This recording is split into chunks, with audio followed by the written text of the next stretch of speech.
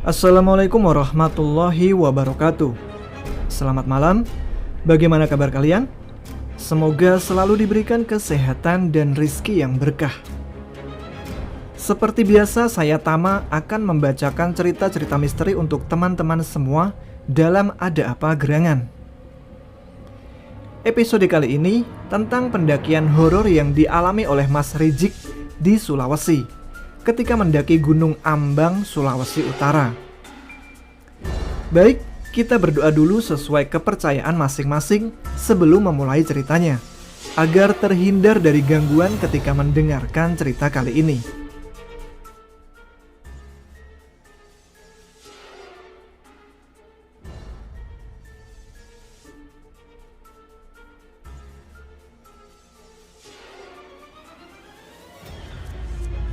Berdoa selesai. Begini cerita dari Mas Rizik ketika mendaki Gunung Ambang.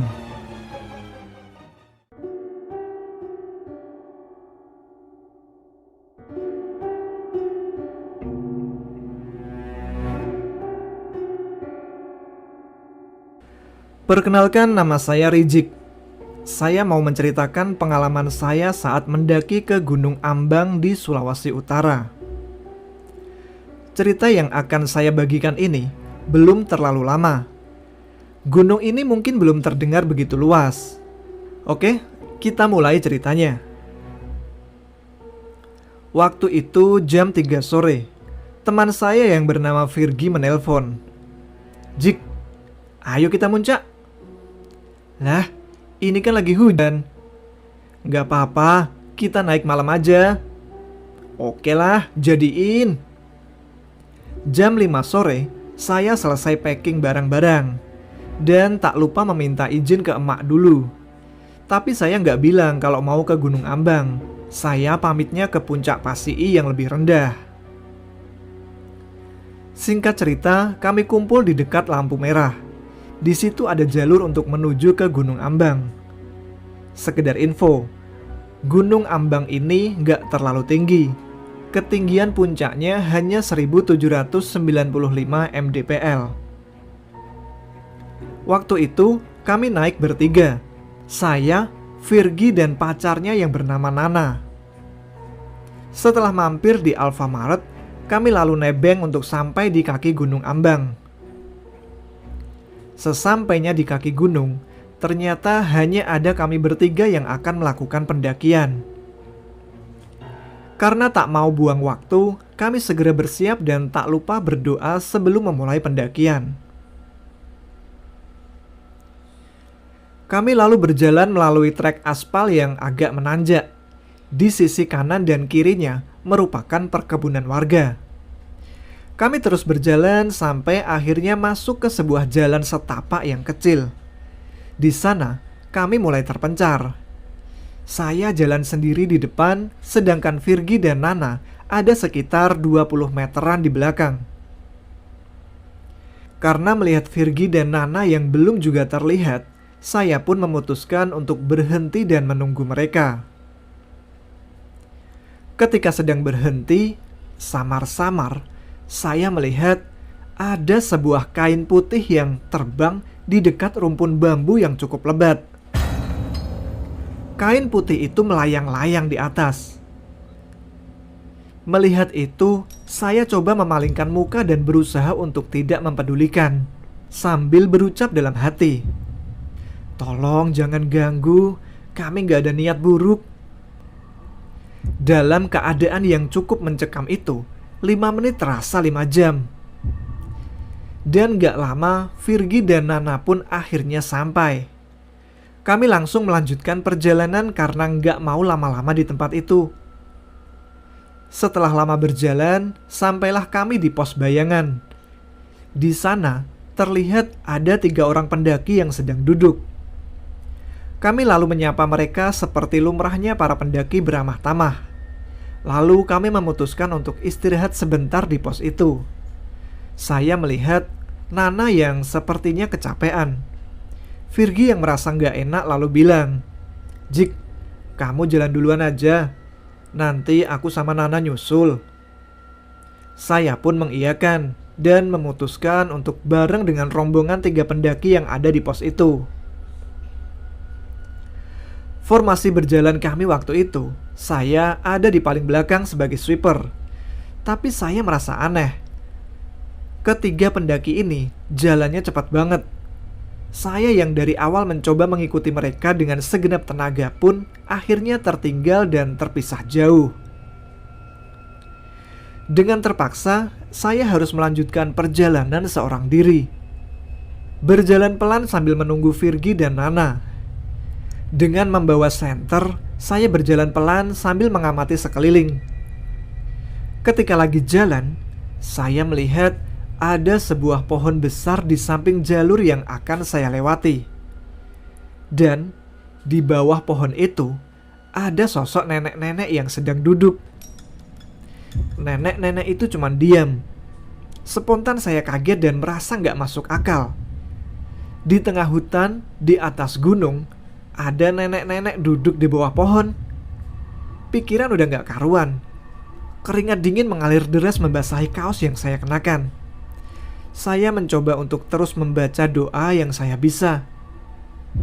Sambil terus berjalan dan mencoba memalingkan pandangan, langkah kaki saya percepat. Nenek itu hanya diam dan tidak merespon keberadaan saya. Akhirnya sedikit lega setelah berhasil melewati nenek itu. Saya pun terus berjalan tanpa istirahat. Ketika sedang berjalan, terdengar ada langkah kaki tepat di belakang saya. Lalu saya pun menoleh, dan ternyata itu adalah Virgi dan Nana. Terasa tenang rasanya, karena gak lagi berjalan sendirian. Ayo jalan terus, sambil Virgi dan Nana berjalan mendahului saya. Saya terus berjalan mengikuti mereka berdua yang tak banyak bicara. Sampai akhirnya kami sampai di area yang dipenuhi rumput ilalang yang tingginya sekitar 2 meteran. Saya terus mengikuti mereka. Virgi ada di paling depan, lalu Nana dan saya di belakangnya. Ketika itu, saya melihat ada sebuah batu besar di tengah jalur pendakian. Setelah saya perhatikan, batu itu lama-lama berubah menjadi seperti pintu gerbang dan akhirnya menjadi sebuah gua. Lalu Nana bilang, "Ayo Jik, jalan terus." Di situ saya memutuskan untuk berhenti sebentar sambil mengamati gua itu. Ketika Nana melewati pintu gua, tiba-tiba saja gua itu menghilang begitu saja. Saya sempat berpikir, kalau saya tadi jalan terus, mungkin udah masuk ke alam gaib. Dan mungkin saja pintu itu merupakan jalan masuknya ke alam gaib. Singkat cerita, saya udah sampai di tempat yang biasa digunakan untuk mendirikan tenda oleh para pendaki. Saya melihat jam. Waktu sudah menunjukkan jam 1 malam. Bergegas saya mendirikan 2 tenda. Gak lama setelah tenda jadi, Virgi dan Nana pun sampai. Lalu kami lanjut memasak karena udah lapar banget. Singkat cerita, setelah makan, Virgi dan Nana masuk ke dalam tenda yang sama. Lalu karena gak mau sendirian di luar, saya pun ikut masuk ke dalam tenda dan langsung tertidur. Sekitar jam 2 pagi, saya terbangun karena kebelet buang air kecil. Saya lalu keluar tenda dan mencari tempat untuk buang air. Setelah itu menuju ke salah satu pohon yang ada di sana. Ketika akan kencing, terdengar sesuatu dari atas pohon. Refleks, saya pun melihat ke atas. Ternyata di atas pohon ada sesosok pocong yang sedang melihat ke arah saya berdiri. Sosok pocong itu hanya diam tak bergerak. Saya yang kaget langsung lari masuk ke dalam tenda sebelum sempat buang air. Dengan nafas yang masih ngos-ngosan, dari dalam tenda saya coba mengintip ke arah pohon untuk memastikan apakah pocong itu masih ada atau tidak. Dan ternyata udah gak ada. Tapi yang terjadi, pohon itu sekarang berubah menjadi gua. Tapi gua itu berbeda dengan gua yang tadi saya lihat. Gua yang ini terlihat seperti kerajaan yang besar sekali. Nah, di kerajaan itu saya melihat ada sosok monyet yang tingginya sekitar 10 meter. Karena panik, saya pun keluar tenda berniat pindah ke dalam tenda Virgi dan Nana. Setelah berhasil masuk ke dalam tenda, terlihat Nana dan Virgi yang masih tertidur. Saya lalu mencari posisi yang pas untuk bisa tidur. Nggak lama, saya pun berhasil terlelap.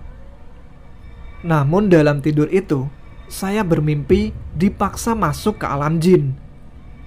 Saya dipaksa masuk ke dalam kerajaan itu oleh sosok monyet tadi. Tapi tiba-tiba, dalam mimpi itu, saya teringat amalan yang pernah Bapak berikan. Saya pun lalu membaca amalan itu, dan tiba-tiba saya merasa seperti jatuh dari atas pohon yang tinggi. Ketika udah mau menyentuh tanah, saya langsung terbangun. Ketika melihat jam, udah jam 6 pagi. Langit udah terlihat terang, sedangkan Virgi dan Nana terlihat sedang makan. Perasaan mimpi sebentar kok udah pagi aja. Dalam lamunan, Virgi memanggil, "Ayo Jik, makan dulu." Iya ya, bentar." Singkat cerita, setelah kami makan, sekitar jam 9 pagi, kami pun packing barang-barang untuk kembali turun. Ketika perjalanan turun dari tempat mendirikan tenda ke pos bayangan, saya beberapa kali jatuh karena merasa kaki ini seperti ada yang memegang. Jalan lagi, jatuh lagi. Begitu terus sampai pos bayangan. Singkat cerita, kami bertiga dapat kembali turun di kaki gunung dengan selamat. Di situ, Virgi baru bercerita bahwa ketika perjalanan turun itu, dia melihat ada sosok anak kecil yang suka memegang kaki saya. Jadi gak heran kalau beberapa kali saya terjatuh. Dan menurut warga sekitar, sosok nenek-nenek yang semalam saya lihat di bawah pohon besar itu adalah nenek buyut dan penjaga gunung tersebut.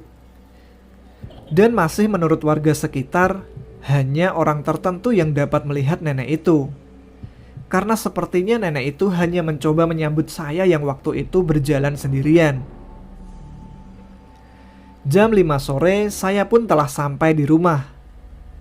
Tapi ada satu kejadian yang membuat saya merinding.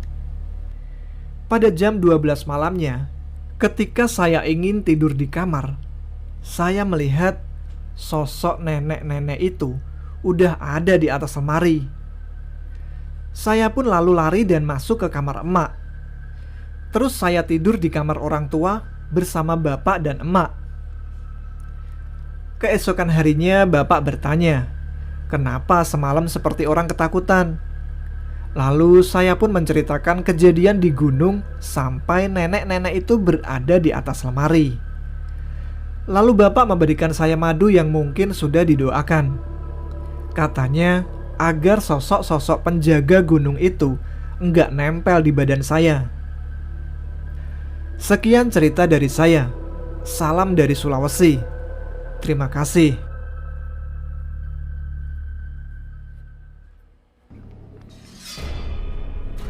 Salam Mas Rijik di Sulawesi. Terima kasih telah mengirimkan pengalaman horornya ketika mendaki Gunung Ambang. Saya juga baru denger ini loh. Mainnya mungkin kurang jauh saya nih.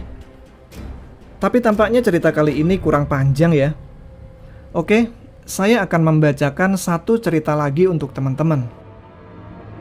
Cerita berikutnya dari Mas Andreas ketika mendaki ke Gunung Koromong.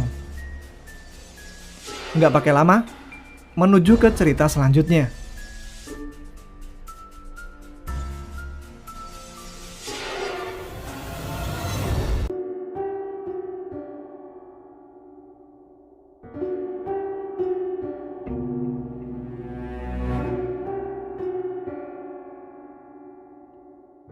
Saya mau cerita sedikit pengalaman mistis yang saya alami sekitar 6 hari yang lalu. Sebelum itu saya akan memperkenalkan diri terlebih dahulu. Nama saya Andreas Tampu Bolon, dipanggil Eas. Saya dan ketiga teman saya, Dani, Gita, dan Chandra, berencana mendaki ke Gunung Koromong yang ada di daerah Bandung.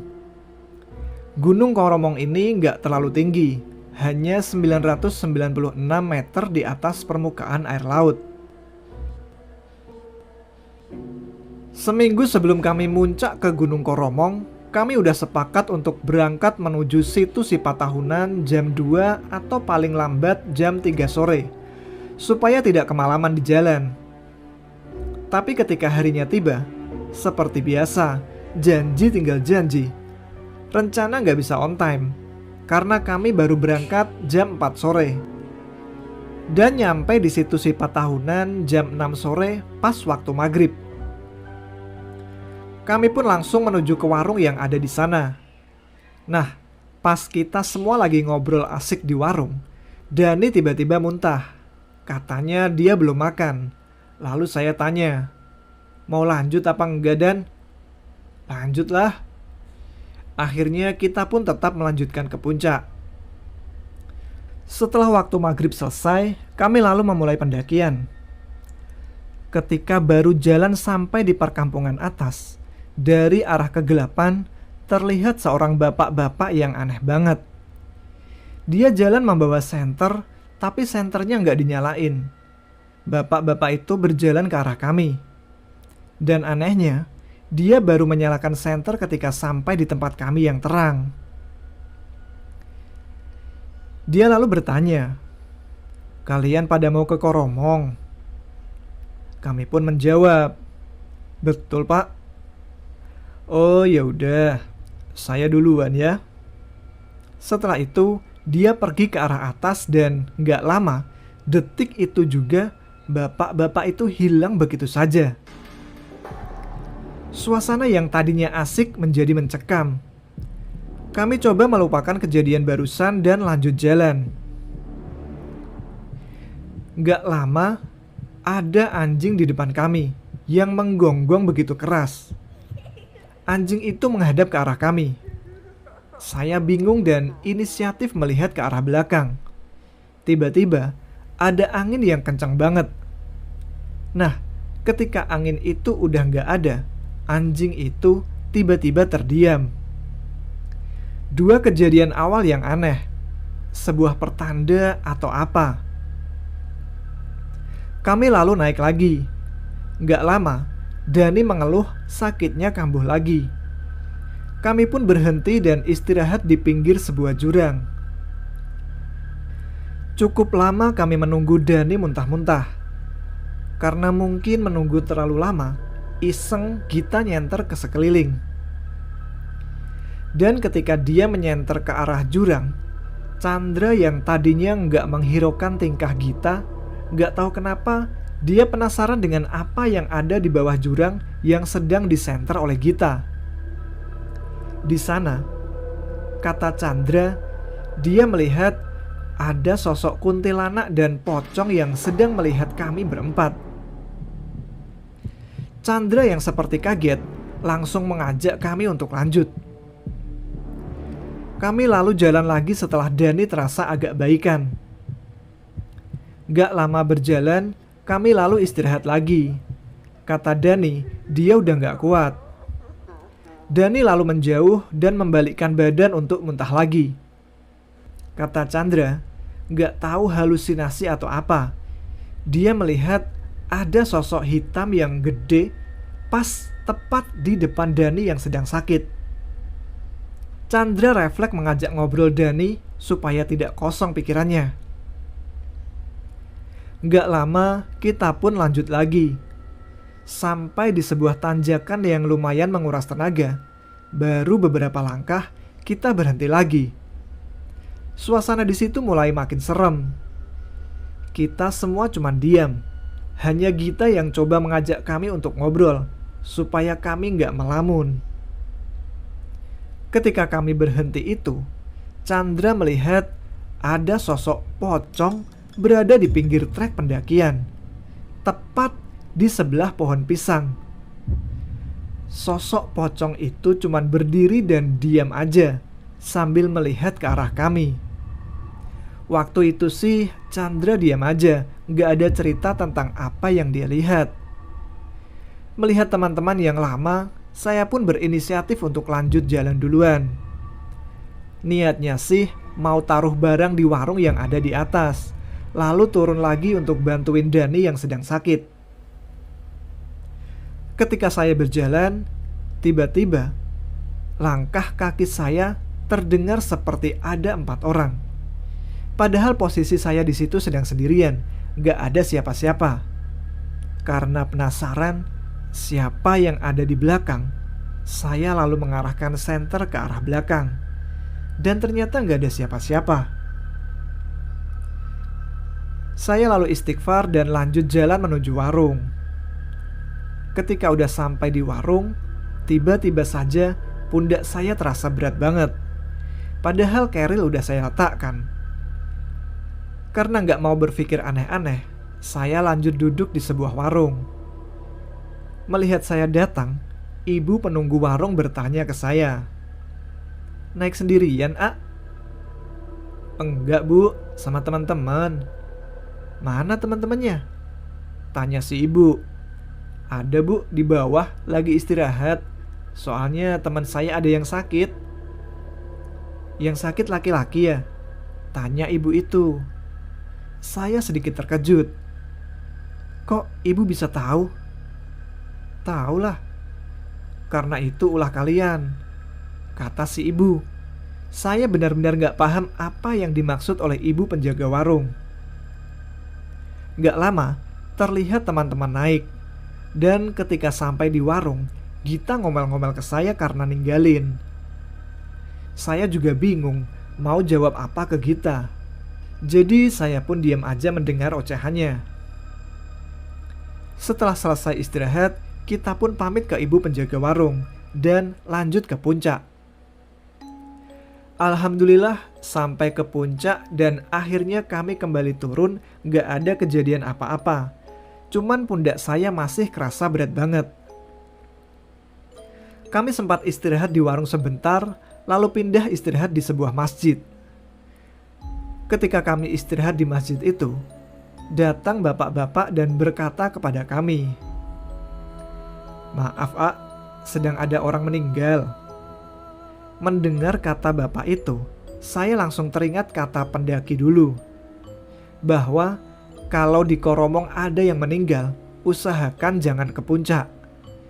Di situ saya langsung diam. Kami lalu pindah ke warung dan memesan Grab untuk pulang. Singkat cerita, ketika udah sampai di rumah, saya pun bersih-bersih, makan, lanjut tidur. Pas bangun tidur, pundak saya kerasa berat banget. Lalu saya pun mengambil wudhu untuk sholat. Sesudah sholat, saya sempat keluar untuk ngopi bareng teman-teman. Gak lama sih, abis itu saya pulang lagi ke rumah. Dan sesampainya di rumah, saya bilang ke bapak apa yang saya alami. "Pak, pundak saya kok terasa berat banget ya." "Berat banget gimana?" "Gak tahu." Lalu bapak pegang saya sambil baca-baca doa yang saya gak tahu doa apa yang dibaca. Wah, bener. Ini sih karena ada yang ikut. Mendengar itu, saya deg-degan. Bapak lalu coba berkomunikasi dengan makhluk yang ikut ke saya. Gak tahu bapak ngobrol apaan. Tiba-tiba saja udah lega, seperti gak ada beban lagi. Bapak lalu bilang, "Kalau kamu pergi ke gunung, berhenti dulu kalau waktunya maghrib. Ini ada yang ikut kamu. Udah bapak usir, tapi belum pergi." "Apaan emangnya Pak yang ikut?" "Makhluknya tinggi gede, tingginya 12 meter. Ya udah, buruan ambil wudhu, terus sholat maghrib." Setelah sholat, saya disuruh istirahat dan jangan dulu keluar rumah. Dan bapak bilang kalau saya dilarang ke gunung dulu sampai bulan November atau Desember. Gak tahu juga alasannya. Mungkin ada kaitannya dengan makhluk itu. Sedih sih, nahan naik gunung sampai 2 bulan. Tapi semoga setelah itu nggak ada apa-apa lagi. Sekian cerita dari saya. Mungkin kurang serem ya. Maaf jika saya kurang pandai bercerita. Tapi semoga saja bisa dijadikan pelajaran dan dapat diambil hikmahnya. Terima kasih yang telah mendengarkan.